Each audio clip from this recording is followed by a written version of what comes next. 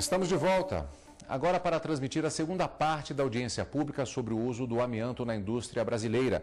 Vamos direto para a sala de sessões da primeira turma do Supremo Tribunal Federal, onde está sendo promovida mais uma audiência pública no STF. Estamos todos muito curiosos em ouvir os expositores, as diversas vertentes que se apresentam. Chamo agora para a exposição o Dr. Paulo Rogério Albuquerque de Oliveira, coordenador-geral de monitoramento benefício por incapacidade do Ministério da Previdência Social. Com a palavra, Sua Excelência.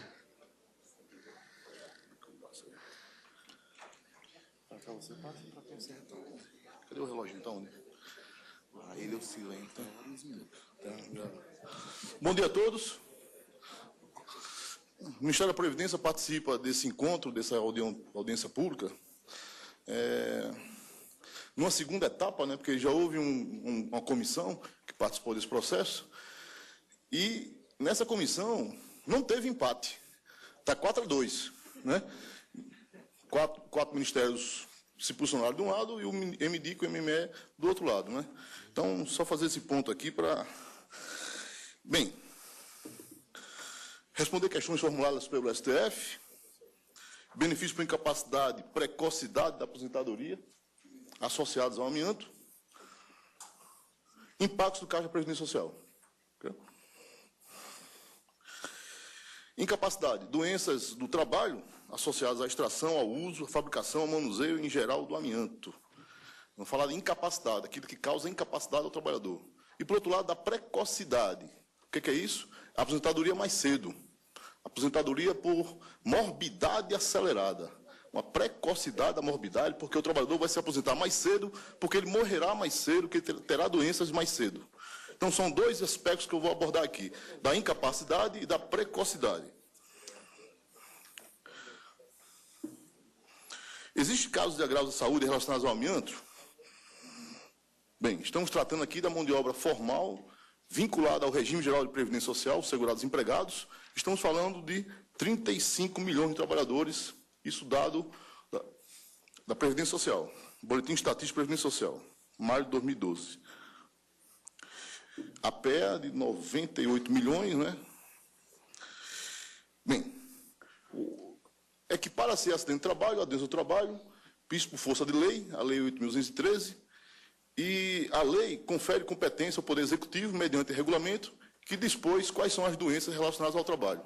E nesse tocante, nós temos o regulamento da Previdência, aqui em tela, indicando neoplasia maligna no estômago, o CID, Classificação Internacional de Doenças, C16, asbesto, amianto, agente etiogênico, agente causador, neoplasia maligna do laringe, asbesto, amianto, neoplasia maligna dos brônquios e do pulmão, arsênio, berílio, cário, cromo, asbesto, amianto, mesotelioma, C45, de pleura de peritônio e pericárdio, câncer do mesotélio, asbesto, amianto, placas epicárdicas e pericárdigas, asbesto e amianto, pneumoconiose devido ao asbesto, derrame pleural e placas pleurais. Em relação à Previdência, não há discussão se é, se não é, se tem a ver, se não tem a ver com o trabalho. É do trabalho. Está reconhecido como do trabalho carcinogênico. Então, da perspectiva previdenciária, essa discussão de causalidade, ela fica no segundo plano, porque nós temos que conferir o benefício, dar o benefício ao trabalhador.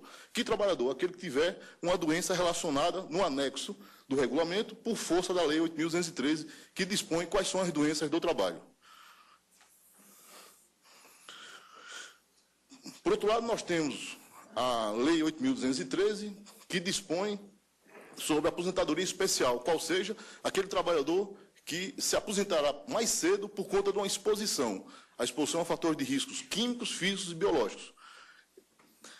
Em relação aos agentes químicos, nós temos 25 anos para a maioria deles, e o amianto, 20 anos. O que é 20 anos, amigos? Se aposenta com 20 anos. A regra geral, 35 anos. Benzeno, carcinogênico, 25 anos. Berílio, 25 anos. Bromo, 25 anos. Amianto, 20 anos. Aqui é uma distinção para reflexão, né? Por que dentre os carcinogênicos o amianto é o mais carcinogênico? Porque se aposenta mais cedo. Isso está posto desde sempre. Agentes físicos, 25 anos. Aí tem ruído, vibração, temperaturas anormais, pressões anormais, enfim. Então, uma série de fatores de riscos físicos, todos 25 anos. Biológicos, 25 anos. Fatores de riscos associados. Trabalhadores que trabalham em mina de subsolo, ministro. 20 anos, 15 anos. Só se equipara a amianto os trabalhadores de subsolo. Percebam a distinção. Todos os fatores de riscos, outros, são 25 anos. Esse aqui trabalha 20 anos. Esse que está em vermelhinho aí, está vendo? Vocês estão enxergando? Amianto, 20 anos. E mineração subterrânea, cujas atividades sejam exercidas, afastadas nas frentes de produção, 20 anos. Então, você aposenta mais cedo, deixa de contribuir mais cedo, esse trabalhador comparece mais à Previdência Social, porque tem uma exposição intensa a fatores de risco que vão levar à doença, à incapacidade. Se ele chegar vivo no momento da aposentadoria, ele vai morrer mais cedo, porque ele está acelerado o processo de adoecimento. Quem fala isso? A lei da Previdência Social. Quem fala isso? Decreto da Previdência Social. Tá? Eu estou aqui como leitor do que está posto na norma brasileira. Ok? Como a União Federal trata o problema? Bem, cancerígeno, aceno, asbesto, berílio, todos 25 anos.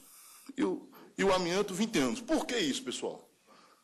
Existe uma morbidade acelerada? A proteção social, a tutela, o bem maior tutelado aqui qual é? E a lei previdenciária, eficazmente, coloca isso de forma direta, né? Sim, aquele que se expuser a amianto terá aposentadoria mais cedo e toda a sociedade bancará essa aposentadoria mais cedo, porque nós precisamos, a sociedade elegeu que essas exposições a arsênio, a cádmio, a cromo, cloretrinila, são exposições necessárias à sociedade. Bem, vamos fazer aqui um paralelo agora. Regulamento da Previdência Social, fator de morbidade acelerada, qual seja aquela que se aposenta mais cedo, aposentadoria precoce. E aí nós temos um fator de morbidade acelerada que é obtido a partir do... Ai, meu Deus. É obtido a partir... Esse 1,75 decorre da relação entre 35 anos, que é a regra geral, para 20 anos. 35 dividido por 20 e 1,75. Ou seja, a cada 10 anos trabalhados com amianto, conta para fins previdenciários 17,5 anos. A cada 30 dias trabalhando numa mina, numa operação, no uso do amianto, conta 52 anos, 52 dias. Estamos acelerando o processo da aposentadoria por conta de uma presunção explícita, né, cientificamente comprovada, de que há uma relação, nexo-causalidade entre se expor e adoecer. Isso nós chamamos de fator de morbidade acelerada, devido à causalidade presumida ao meio ambiente de trabalho. 1,75, exposição ao amianto, 20 anos. Quem trabalha na mina, na frente de trabalho, na mina subsolo, aí qualquer mina, não apenas de amianto, se aposenta com 15 anos de trabalho. Quem trabalha com amianto em mina, né, qualquer mina em geral, e amianto, se aposenta com 20 anos. E todas as outras situações, ainda que cancerígenas, com 25 anos. Está aqui uma distinção clara de que nós estamos tratando de algo muito, muito sério. Do ponto de vista previdenciário, as empresas informam, senhor ministro, as empresas informam que da ordem de 15 mil pessoas estão expostas a amianto. Esse gráfico mostra a informação da empresa. A empresa informa na guia de recolhimento do FGTS, Informação e Previdência, GFIP, mês a mês, está aqui os mês a mês, né, mês a mês, qual a quantidade de trabalhadores expostos a amianto. Em média aqui, 15 mil, 20 mil, 17 mil. Lembrando que nessa faixa de 20 anos, na faixa de 20 anos, nós temos os mineiros afastados da frente de serviço, lembra? E o amianto, ou seja, o número aqui de amianto é menor. Estamos falando de empregados diretos, declarados pelas empresas. Aqui não é questão de dado constatado, estimado, desculpa, de dado estimado ou um dado aferido. Aqui é um dado constatado. Só para lembrar os senhores que a GFIP tem natureza jurídica declaratória, confissão de dívida e constituinte de direitos. É um documento importantíssimo para fins previdenciários. Essa informação é prestada pelas empresas todo mês, senhores. Estamos falando desse público aqui, tá? 15 mil trabalhadores. Bem, já que vai se aposentar mais cedo, alguém tem que pagar essa conta. Quem paga essa conta? Toda a sociedade. Essa é a regra da Previdência Social, a solidariedade. E essa conta é paga mediante as contribuições sociais, espécie de tributo, contribuição social, espécie de tributo, que quem arrecada, quem administra é a Receita Federal do Brasil. As empresas pagam todo mês 20% da cota patronal, 10% da cota do segurado, ordem de grandeza, e a cota para sustentar o seguro-acidente de trabalho de 3%, que é o caso do amianto, CNAE 0899, CNAE, Classificação Nacional de Atividade Econômica. Onde está isso? No Regulamento da Previdência, na norma da Receita Federal, com base no Código Tributário Nacional, com base na Lei 8.212. Então, nós temos o acréscimo da cota patronal por conta da exposição, FAE, Financiamento à Aposentadoria Especial, 20 anos. Esse acréscimo está na lei, é de 9% para os trabalhadores expostos a 20 anos. É de 6% para os trabalhadores expostos a 25 anos e de 12% para os trabalhadores expostos a 15 anos. Está claro isso? Regra geral, 20, 10, 30, 3. Total, 33%. Se expuser amianto, paga mais 9%. Está claro isso, pessoal? A soma, 42%. Se nós tivermos uma folha salarial, um recolhimento de 1 milhão, para cada 1 milhão de folha salarial, desculpa, nós temos 420 mil de arrecadação. Aplicando o fator de morbidade acelerada, que é essa exposição e essa precocidade na aposentadoria, nós teremos, para compensar a exposição ao amianto de 1,75, nós temos que ter, para manter o mesmo padrão de equilíbrio fiscal, nós temos 20% mantém, 10% mantém, 3% mantém. Essa cota da aposentadoria especial específica do amianto tem que ir para 40%. Existe um subsídio fiscal, portanto, de 31,5% da folha salarial para sustentar a aposentadoria precoce por aposentadoria especial. Pergunta fundamental. Esse custo social do amianto está bem distribuído? Quantos pagam para muitos adoecerem? Quantos trabalhadores têm expostos? 15 mil. Quantos adoecerão? Milhões. Quantos chegam no balcão da Previdência, do SUS, do atendimento? Milhões. Estamos tratando aqui, pessoal, de 15 mil expostos declarados pelas empresas produtoras de amianto em relação a milhões que sofrerão os efeitos difusos do amianto. E, fundamentalmente, existe um subsídio fiscal. Esse é o ponto central aqui que eu quero deixar claro para os senhores. Quem deve pagar essa conta? Todos nós devemos pagar a conta para alguns produzirem? Esse lucro reverte para a Previdência? Enfim, são questões a serem refletidas, né? Está claro aqui a conta, 1.420.000, 42%, com base no que está hoje. Subvenção fiscal, todos pagam a subvenção fiscal de quanto? De 31,5%, que é a diferença da conta. Implicações desse fator acelerado de morbidade.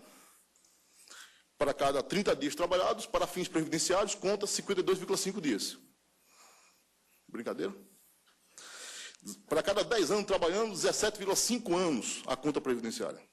Então, se afasta o trabalhador do polo contributivo da relação, o coloca na situação de dependente, beneficiário do sistema, e quando ele falece, os seus familiares, as pensões.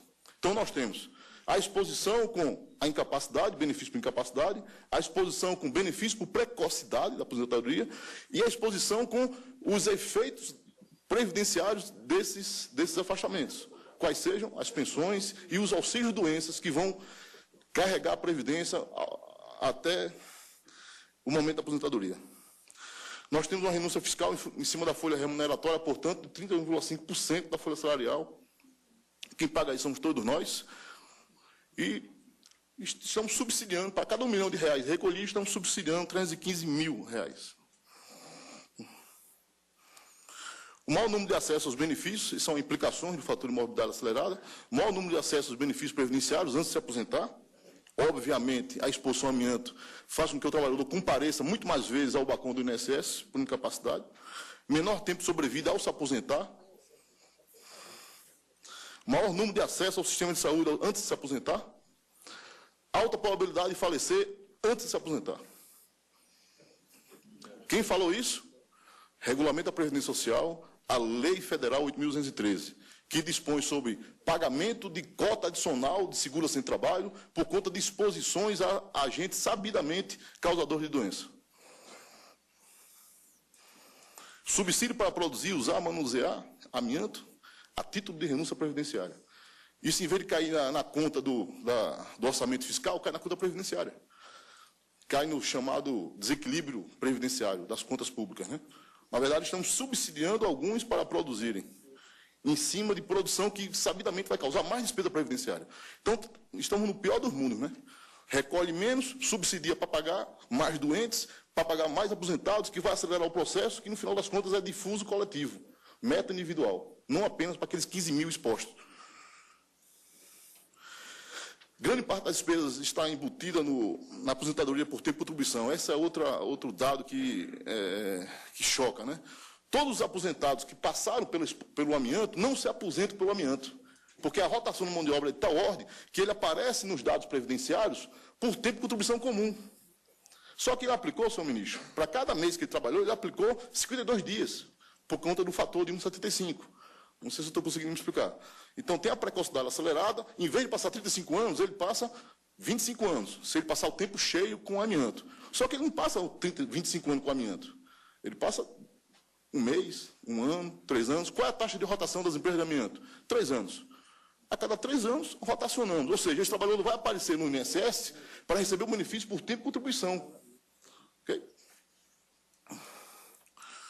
Os dados de incapacidade, pelo menos, estão contaminados pelo efeito do viés de imigração. Além de a gente não conseguir capturar essa informação da aposentadoria especial, porque ela está diluída nas aposentadorias por tempo de contribuição, nós temos o viés de imigração. O trabalhador aparece na Previdência já na periferia do sócio-sistema, porque ele não é mais pertencente ao segmento do amianto. Ele cai na periferia já debilitado, já numa situação clínica bastante complicada. Bem, a Previdência paga quanto? 107 milhões de reais, 9 milhões de dias, senhores ministros. A série histórica de 2000 a 2011 são os dados do Sistema Único de Benefício do INSS. 32 mil ocorrências para trabalhadores a partir de 15 dias de afastamento. Aqui são as doenças que estão na lista do decreto da Presidente da República. 99% se deve a derrame, neoplasia, placas pericárdicas. E os benefícios? A maioria deles, auxílio-doença. E o que chama atenção aqui é que é auxílio-doença difuso, aquele geral. O específico, que é acidentário do trabalho, é muito pouco. E aqui é o foco da nossa discussão. 1, 2, 3, 4, 5 tipos de doença representam 95% dos casos. 1, 2 benefícios representam 99% da casuística previdenciária. Focando em cima desses dois ângulos aí, nós temos benefício temporário, acidente de trabalho, benefício temporário por outras causas. A relação para a neoplasia do estômago, 138 a cada 10 mil. Ou seja, as empresas reconhecem que neoplasia de estômago tem a ver com trabalho. Por quê? Porque elas informaram o B91, auxílio doença acidentário. Reconhecer o acidente de trabalho, reconhecer a causalidade. Isso vale para estômago, laringe, brônquios, pericárdios, não classificados. São diagnósticos inespecíficos. Lembrando que isso passou pelo triplo consultório, né? Não é um médico, são 3. O médico assistente, que atende o trabalhador, o médico da empresa, que confirma os 15 dias de afastamento, lembre que quem paga 15 dias é a empresa, e o médico da Previdência, que confirma o diagnóstico e dá o benefício previdenciário. Portanto, são 3 médicos, triplo consultório, que atestaram esses benefícios, tá? Dizendo que sim, acidente de trabalho. Nessa proporção. E para casos específicos, que é o caso do amianto, não há situação de mesotelioma sem amianto. E ainda assim, nós temos a evidência objetiva de que acidente de trabalho para 8 e 140 de que é difuso. Ou seja, o amianto faz mal para quem trabalha nele e para a sociedade em geral. Difuso. Bem, queria concluir, senhor ministro. Arrecada-se menos, ao passo que se produz mais para incapacidade. A gente dá subsídio para incapacitar mais as pessoas. Produz proporcionalmente mais casos com aposentadoria precoce. Todos para alguns produzirem doenças e sofrimentos.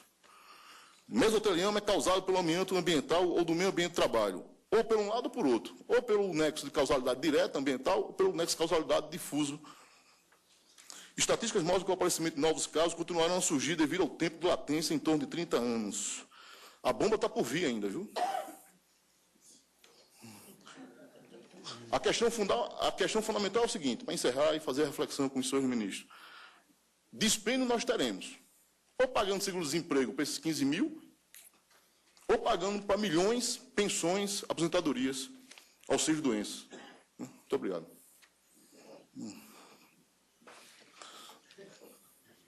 Doutor Guise,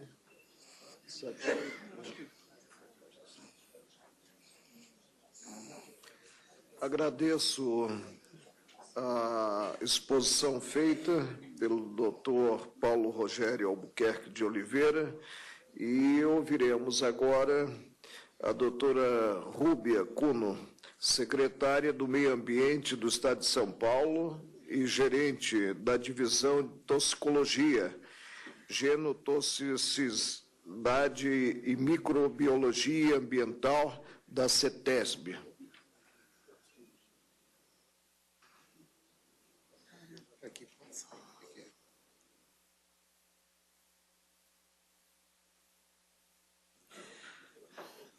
Bom dia a todos, senhor ministro Marco Aurélio.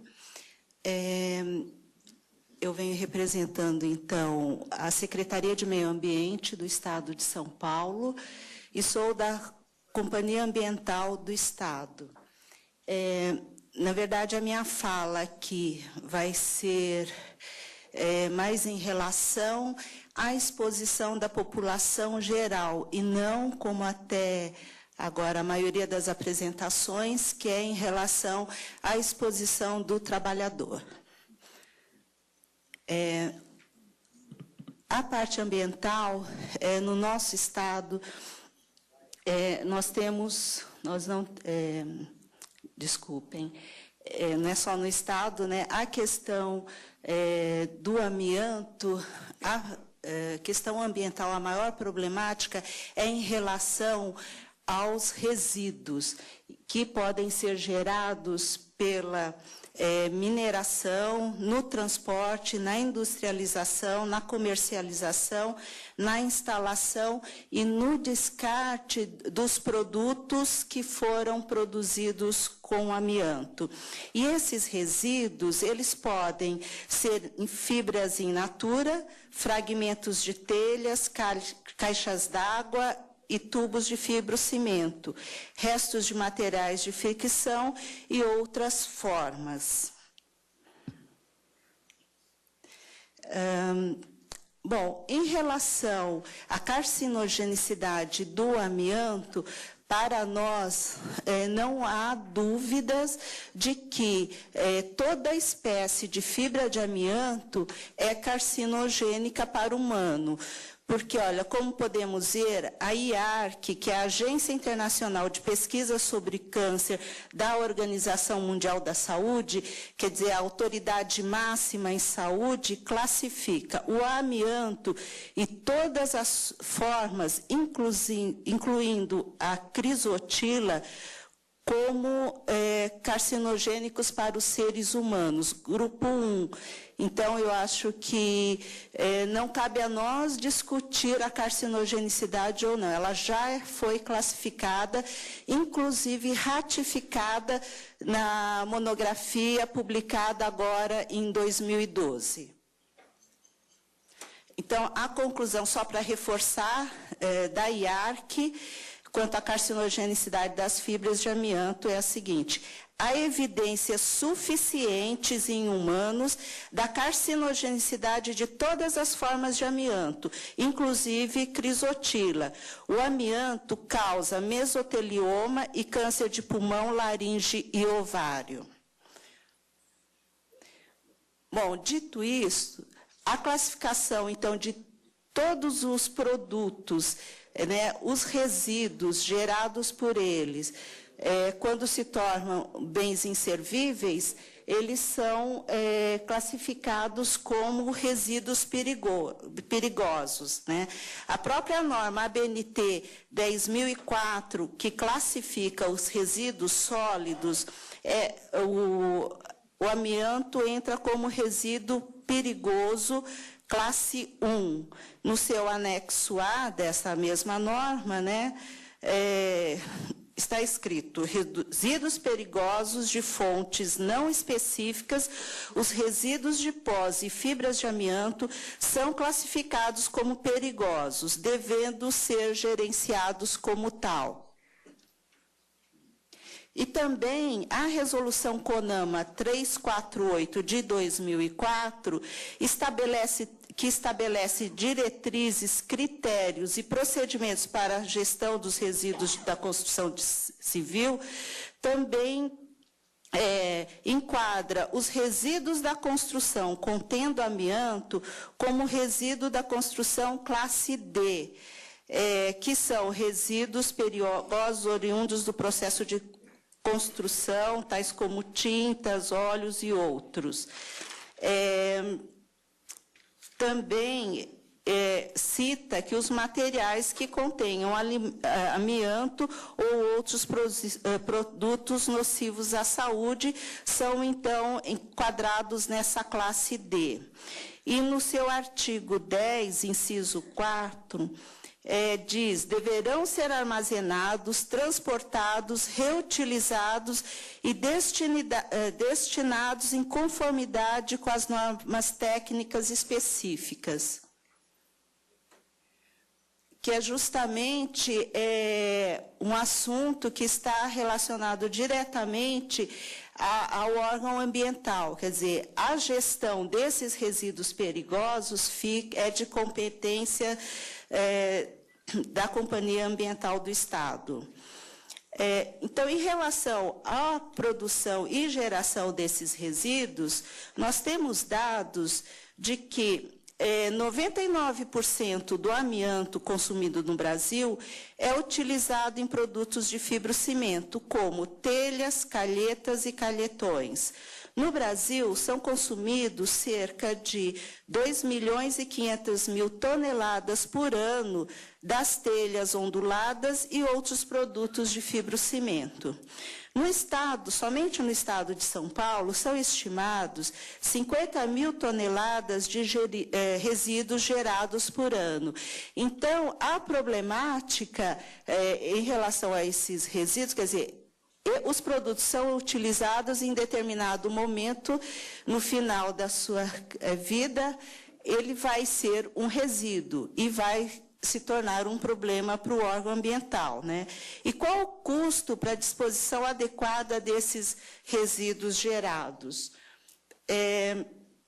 A destinação final desse tipo de resíduo, com essa classificação como resíduo perigoso, ele tem que ser enviado a aterros aptos a receber esses resíduos ditos classe 1.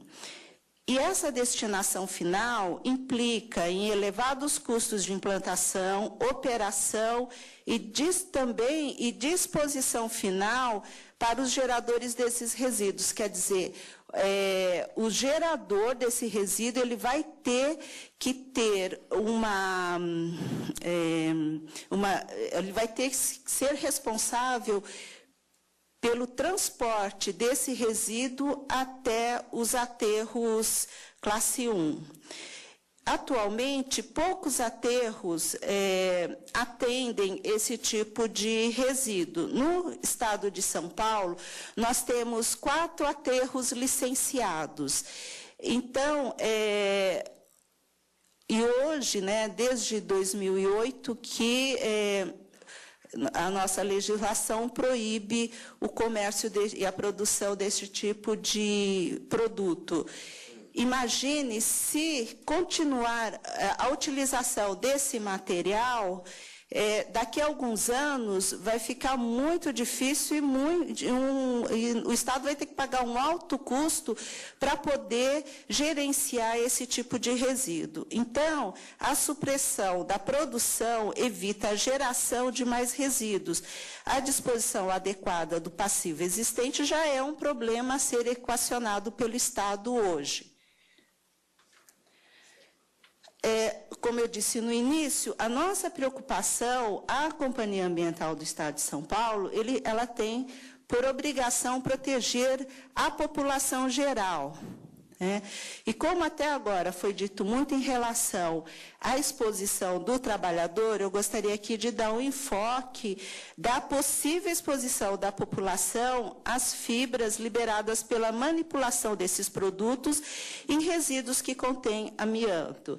Também consideramos que a principal via de exposição da população geral é por via inalatória, né? E também não podemos esquecer que o ambiente geral é diferente do ocupacional.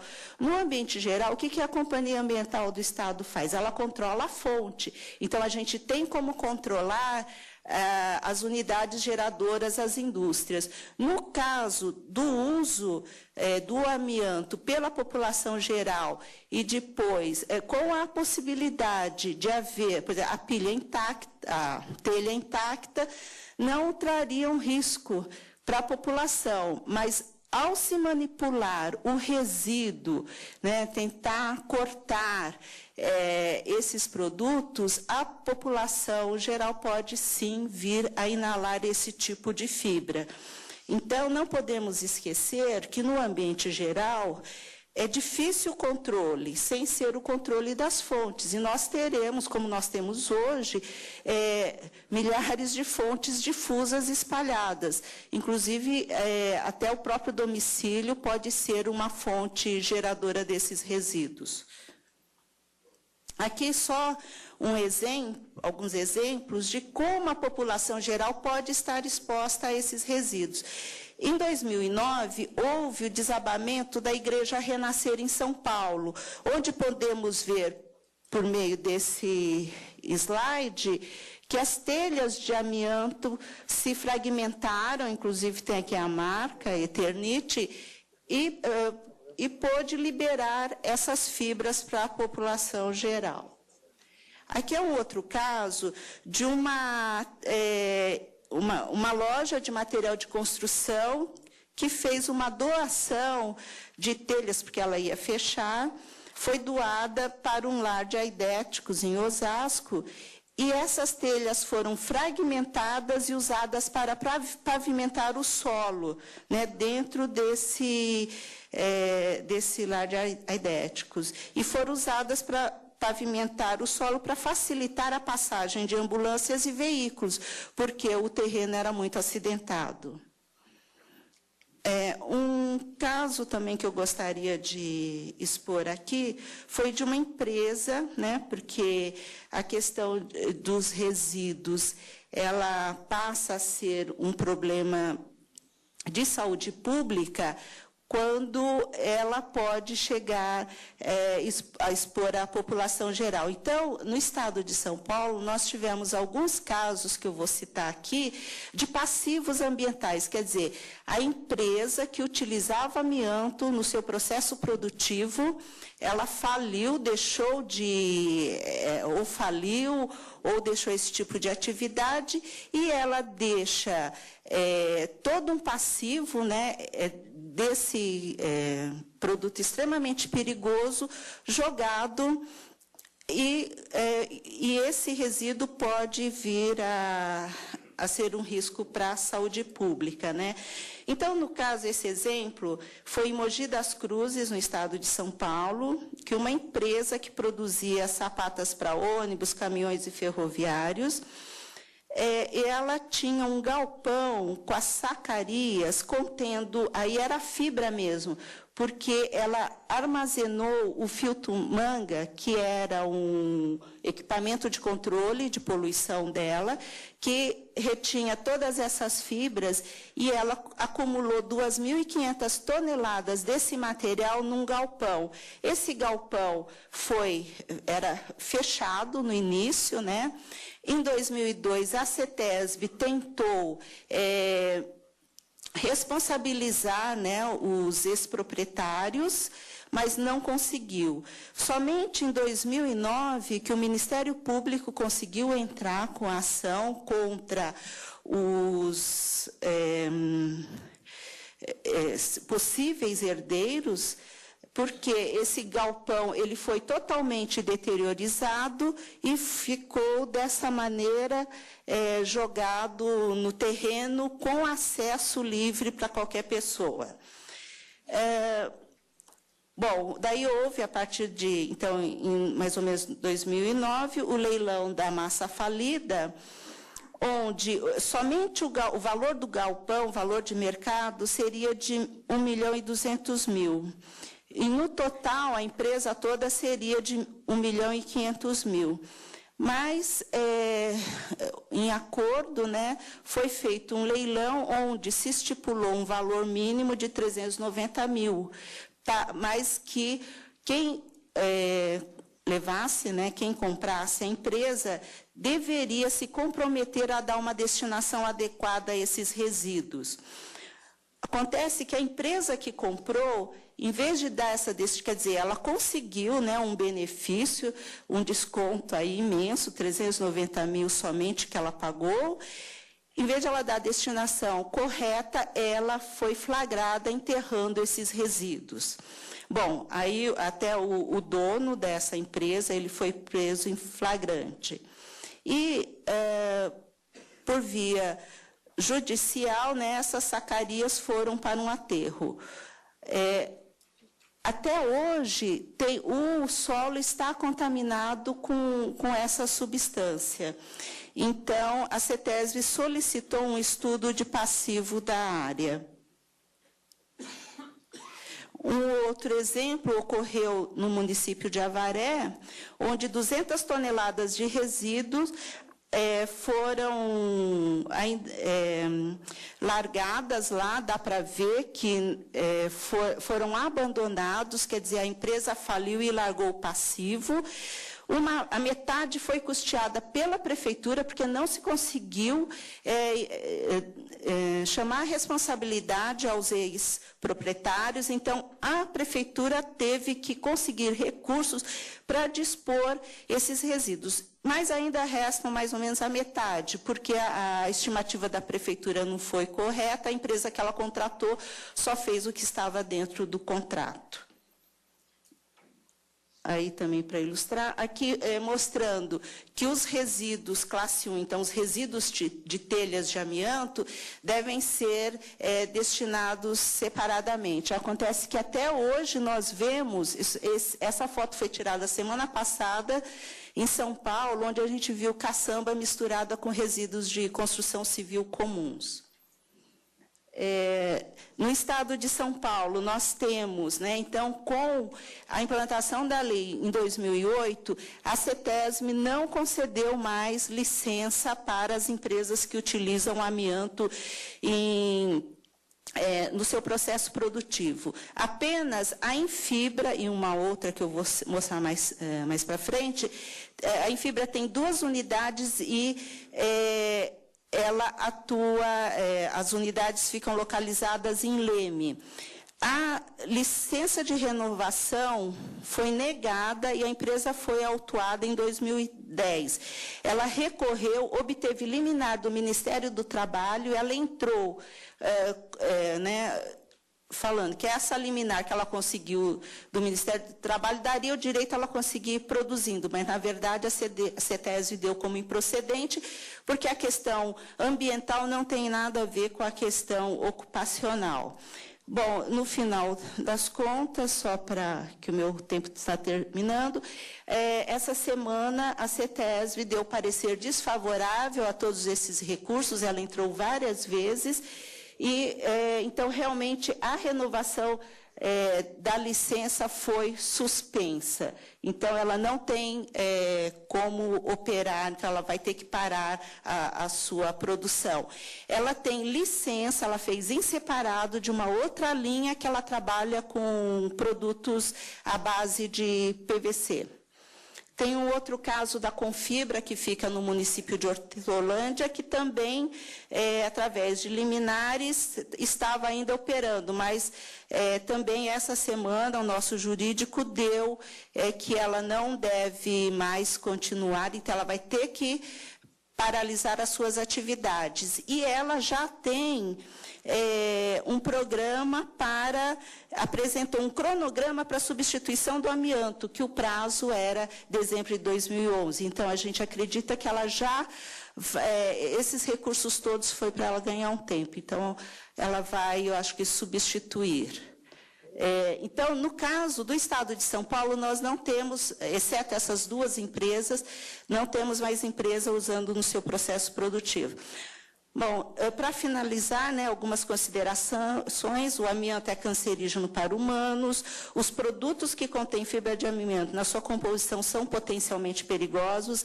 A manipulação dos resíduos dos produtos coloca em risco a população geral. Não é possível controlar a exposição no ambiente geral. E o grande número de expostos pode tornar-se problema de saúde pública. A disposição inadequada dos resíduos dos produtos de amianto é processo de alto custo. A ação ambiental deve ser focada na prevenção, na interrupção da geração de resíduos. E a aplicação da Lei 12.684 no Estado de São Paulo evitará custos monetário e ambiental para o Estado e gerações futuras. Obrigada. Doutor Guise. Senhor presidente, eu gostaria só de que, se fosse possível, a expositora esclarecer algumas dúvidas. Primeiro, o material usado em freios, por exemplo, sapatas, balacas, pastilhas de automóvel, elas, no uso cotidiano, elas desgastam. E esse desgaste, ele põe em risco a população? Essa é uma pergunta. Outra, sabe-se que, especialmente na região sul, onde há uma incidência de chuva de pedra muito grande, essas telhas de cimento amianto, elas não resistem às chuvas e elas quebram, se desmancham, enfim, é muito comum a gente ver os telhados furados, completamente furados por esse tipo de produto. Então, eu gostaria de perguntar, e também a partir da experiência da CETESB, qual é o percentual de destinação desses produtos de telha de fibra de cimento amianto que tem uma destinação adequada? E qual seria, né? Qual seria? A destinação adequada. Bom, iniciando pela última pergunta, nós não temos uma estimativa. Eu tentei levantar esse dado. Nós não temos uma estimativa, justamente por isso, porque nós temos uma utilização difusa, quer dizer, muitas casas utilizam essas telhas, e como controlar essa disposição? Então, é o que eu mostrei. Na verdade, o que teria que ser feito? Ser destinado a um aterro classe 1, com a obtenção, inclusive, do CADRE, que é a Certificação de Movimentação de Resíduos de Interesse Ambiental, que a CETESB é que emite. Agora, imaginem os senhores, um indivíduo, né, comum da população, ele tem 3 telhas para se desfazer. O que ele vai fazer? Ele vai serrar, certo? E vai dispor em qualquer lugar. Então, essa informação a gente não tem. Agora, quando é uma quantidade grande, nós temos emitido esses CADRES para que sejam enviados a esses 4 aterros que recebem esse tipo de resíduo. A primeira pergunta, desculpa. Das pastilhas de freio, sim. Atualmente, nós não temos mais, no processo produtivo, a inclusão de fibras nesse tipo de produto. Não são mais utilizadas, mas no passado, realmente foram utilizadas. E com o desgaste, elas podem ser liberadas, sim, para o ambiente. Agradeço a contribuição da secretária do Meio Ambiente do Estado de São Paulo, doutora Rúbia Cuno. E chamo para a exposição a doutora Simone Alves dos Santos, secretária da Saúde do Estado de São Paulo e diretora técnica da Divisão de Vigilância Sanitária do Trabalho.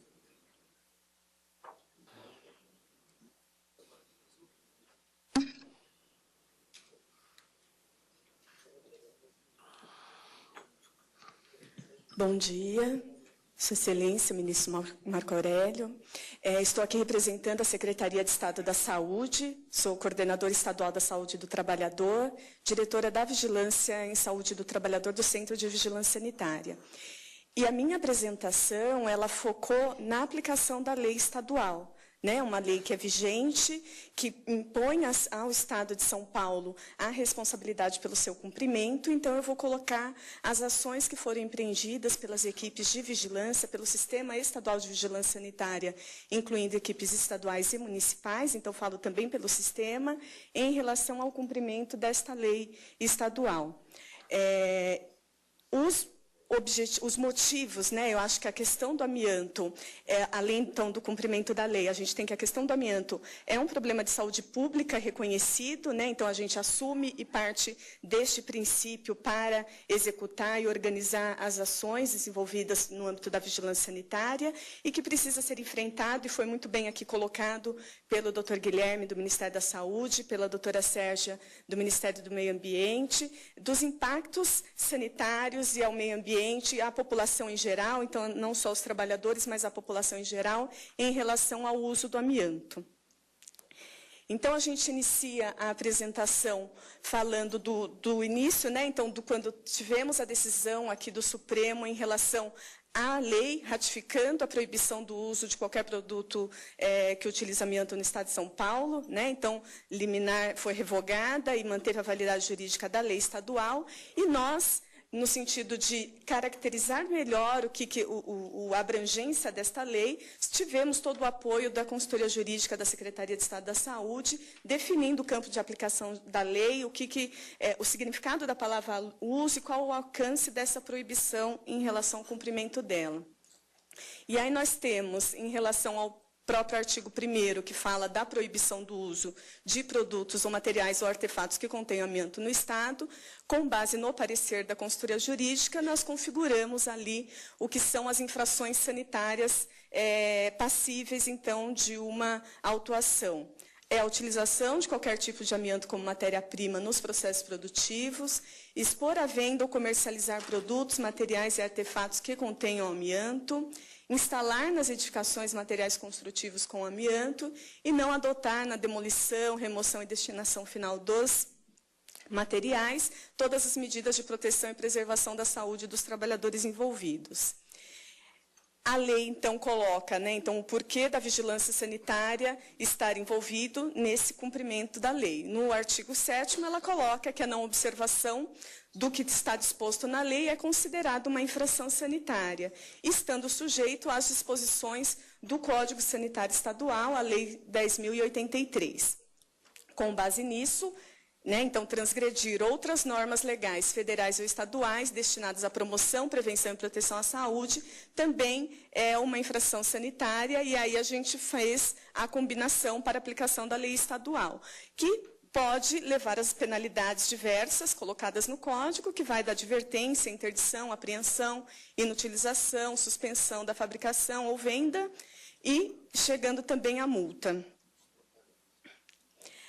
Aqui é para falar, então, do que constitui o Sistema Estadual de Vigilância Sanitária, né? Nós temos as instâncias do Estado, coordenação do sistema pelo Centro de Vigilância Sanitária e regionalmente pelos grupos de vigilância sanitária regionais, e as ações executadas, seguindo o princípio da descentralização do Sistema Único de Saúde, executadas pelas vigilâncias sanitárias municipais.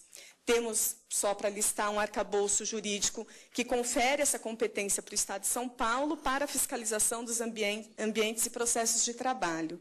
E aí, com base, então, em todo esse arcabouço jurídico e no que diz a Lei Estadual 12.684, a gente tem um sistema cumprindo o seu dever de ofício, que é de proteção da saúde da população, e cumprindo uma legislação estadual vigente, até porque o não cumprimento dela, de uma lei que está em vigor, também caracteriza uma omissão, uma prevaricação do sistema em relação a uma legislação em vigor, né? Então, com base nisso, as ações foram executadas.